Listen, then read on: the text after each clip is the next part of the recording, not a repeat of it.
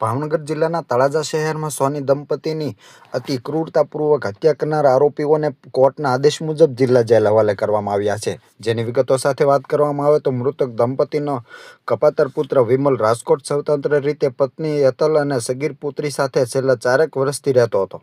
પત્નીના કહ્યાગ્રામ કૃષ્ણકુંજ મકાનમાં જન્મેલા કંસ જેવા વિમલે પોતાના ઉપર સતત આર્થિક ભારણ વધી રહ્યું હોવા છતાંય તે પત્નીને રોકી શક્યો નહીં। ઉલટાનું તળાજા રહેતા પિતા કિશોરભાઈ વેઠા અને માતા રેખાબેન પાસે સતત રૂપિયા આપો કહીને ઝઘડતો રહ્યો, જેને લઈને કહેવાય છે કે પિતા કિશોરભાઈએ અડધો કરોડ જેટલી રકમ આપી છતાંય પુત્ર અને પુત્રવધુ સુધર્યા નહીં। પોલીસ જ્યારે રાજકોટ વિમલે ફ્લેટમાં રહેતો હતો ત્યાં પંચો સાથે પહોંચી ત્યારે વૈભવી જીવન જીવતા હોવાનું સામે આવ્યું હતું।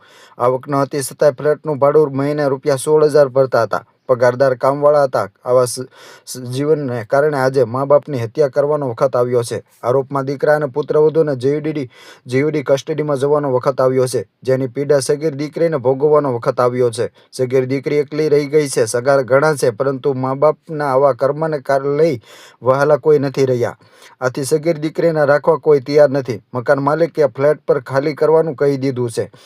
પુત્ર વિમલ અને પત્ની તેમજ અન્ય 2 સાગરીતો પર હત્યાનો આરોપ લગાવવામાં આવ્યો છે। આ તમામ આરોપીઓને કોર્ટમાં રજૂ કરવામાં આવ્યા હતા અને 7 દિવસના રિમાન્ડ માંગવામાં આવ્યા હતા, ત્યારે કોર્ટ દ્વારા 5 દિવસના રિમાન્ડ મંજૂર કરવામાં આવ્યા હતા। આ 5 દિવસના રિમાન્ડ પૂર્ણ થતાં પોલીસ દ્વારા ફરીવાર કોર્ટમાં રજૂ કરવામાં આવતા કોર્ટ દ્વારા જામીન નામંજૂર કરી અને આ તમામ આરોપીઓને જિલ્લા જેલ હવાલે કરવાનો આદેશ કરવામાં આવતા તળાજા પોલીસ દ્વારા આ તમામ આરોપીઓને જિલ્લા જેલ હવાલે કરવામાં આવ્યા છે। આવી રીતે માલ મિલકતના લોભ અને લાલચમાં સગા મા બાપની હત્યા કરનાર આરોપીઓને આજે હત્યાના આરોપમાં જિલ્લા જેલમાં જવાનો સમય આવ્યો છે, જ્યારે એક માસૂમ દીકરી નોંધારી બની ગઈ છે।